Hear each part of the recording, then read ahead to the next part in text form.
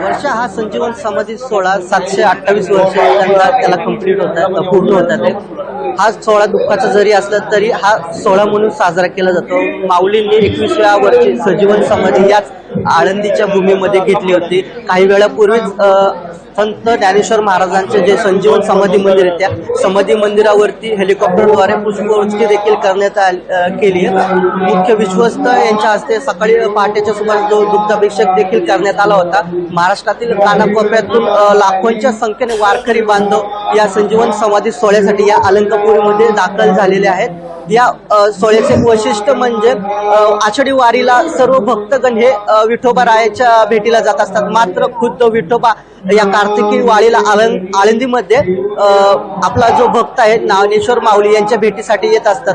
थोड्या वेळापूर्वीच संत नामदेव महाराजांचे जे वंशज आहेत ज्ञानेश्वर महाराज नामदास यांचं कीर्तन झालं आणि दुपारी 12च्या सुमारास संत ज्ञानेश्वर महाराज हे समाधिस्थ झालेले आहेत। प्रज्ञा अगदी सूरज, सगळ्यात महत्त्वाचं म्हणजे आजचा दिवस हा खरं तर अशा अर्थानं महत्त्वाचा की माऊलींनी 21व्या वर्षी स्वतः समाधिस्थ झाले आणि आपल्या भावंडांना तर अक्षरशः त्यांनी डोळ्यामध्ये त्यांच्या आसवा आलीच, पण संपूर्ण परिसरामध्ये हळहळ व्यक्त झालेली होती, कारण 21व्या वर्षी माऊली आपलं कार्य संपुष्टात आलंय असं सांगून समाधिस्थ होते झाले। मात्र आजही या ठिकाणावरनं ते अनेकांना मार्गदर्शन करतात अशी ही भावना आहे आणि अर्थातच आपल्या भक्तांना एक वेगळा आनंद देत असतात। इथे उपस्थित असणारे अनेक वारकरी आहेत, अनेक माऊली भक्त आहेत।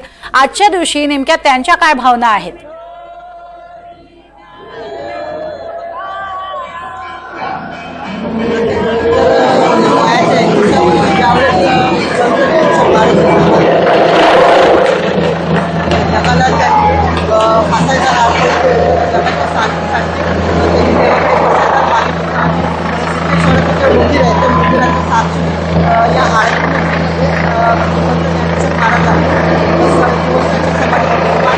सूरज, तिथे दृश्य दाखवाल, कारण आता तिथे जयघोष झालेला आहे आणि हीच ती वेळ आहे ज्या वेळेला माऊली समाधिस्थ झाल्या होत्या आणि सगळ्यांचं लक्ष कळसाकडे लागलेलं तुमच्या मागे आम्हाला पाहायला मिळतंय। आम्हाला तिथली दृश्यही दाखवाल जेणेयोगे कशा पद्धतीनं इथे हे सगळे जमलेले वारकरी भक्तगण हा सोहळा साजरा करतायत ते सुद्धा आम्हाला पाहता येईल, संपूर्ण महाराष्ट्राला पाहता येईल।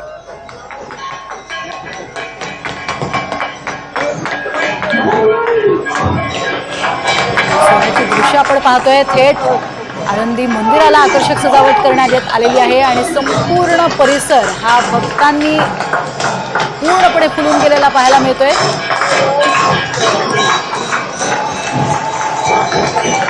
हाच दिवस आणि हीच ती वेळ ज्यावेळेला माऊली समाधिस्थ झाल्या। वयाच्या 21व्या वर्षी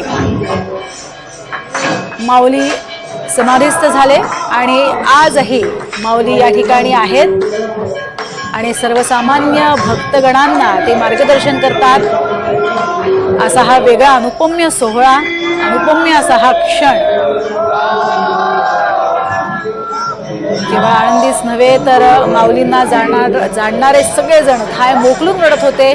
मात्र माऊलींचा निर्णय झालेला होता समाधी घेण्याचा, कारण मुळातच प्रत्यक्ष भगवंतानं जन्म घेतला असंच माऊलींबद्दल म्हटलं जातं आणि म्हणूनच ती नामावली सुद्धा म्हणजे भावंडांची नामावली सुद्धा त्या स्वरूपाची.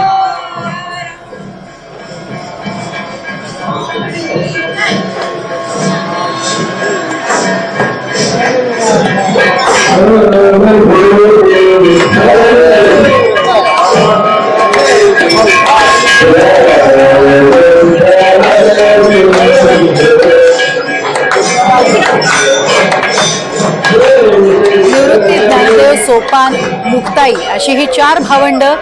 या 4 भावंडांपैकी दुसरे भावंड म्हणजे ज्ञानेश्वर माऊली, जे आजच्या दिवशी समाधीस्थ झाले. साधारण 725 वर्षांपूर्वी ते समाधीस्थ झाले आणि वयाच्या 21व्या वर्षी त्यांनी समाधीस्थ होण्याचा हा निर्णय घेतला. अनेकांच्या डोळ्यामध्ये अश्रूही तरळत आहेत. त्याचं कारण आज